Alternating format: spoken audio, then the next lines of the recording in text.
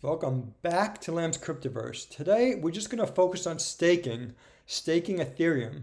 And I'm going to talk to you about two or three things. One, I'm going to show you how to double check staking information, including the participation rate and the actual level of inflation and yield. And two, I'm going to help you predict what inflation is and where is it going. Because everyone said that the yield on Ethereum would be really high, up to 10%. And I think it's going to be half that. The data is already out there. So let's get started. Let's go to my screen. So Glassnode put out, this one here, they put out a video, as I mentioned in another video that I did. They put a video on the merge and what the Ethereum looks like before and after the merge. And what they mentioned here is the number of validators. And I could show you how to verify that too. Well, actually, you could go to Etherscan, but I'll show you another way. So basically, they're showing that as of September 1st, we had 418,000 validators. And now you can see validators are increasing.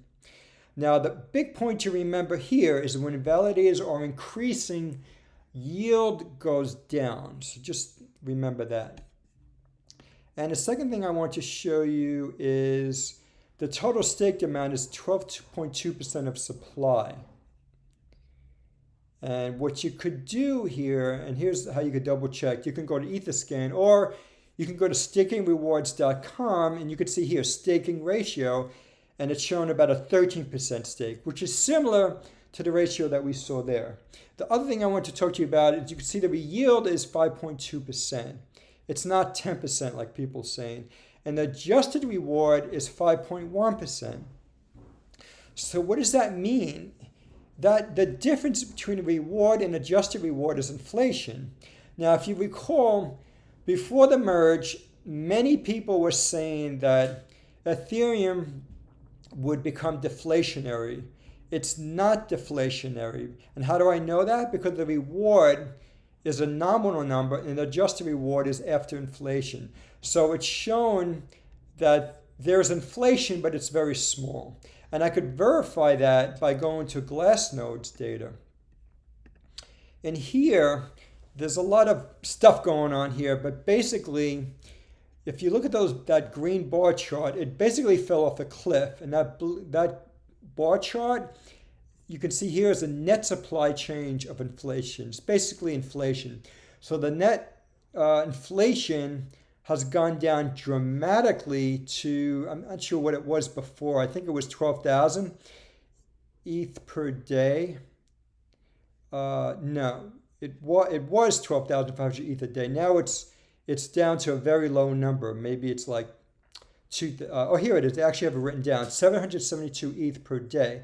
So under 1,000 per day. So there you have it. That's ETH's inflation. It is not going to be deflationary. It will remain inflationary, but at such a low level, I think it's a good thing. So how do we get ETH? How do we get this number to go down, this inflation number? We can get it to go down by having more gas fees, because once the Ethereum network gets used more, those fees are going to go down. I'm sorry, let me repeat myself. Once the Ethereum network is used more, the fees are going to increase, and then those fees are going to get burnt. And the burning of those fees is going to reduce the inflation of Ethereum. So that's it, everybody. That's all, folks. I hope I didn't confuse you. So again, what I wanted to tell you today was three things. Number one, you can always check everyone's data by looking at Etherscan or looking at stakingrewards.com. And number two, the Ethereum's yield is not going to be 10%. It's going to be more like 5%. And number three, Ethereum remains inflationary, but the level of inflation has declined dramatically. And in order for Ethereum to become deflationary, we got to see the Ethereum network being used more. And we're not going to see that until we get another bull market in the Ethereum blockchain and cryptocurrency overall. Well, thanks everyone for listening, and I hope you like these videos. Bye-bye.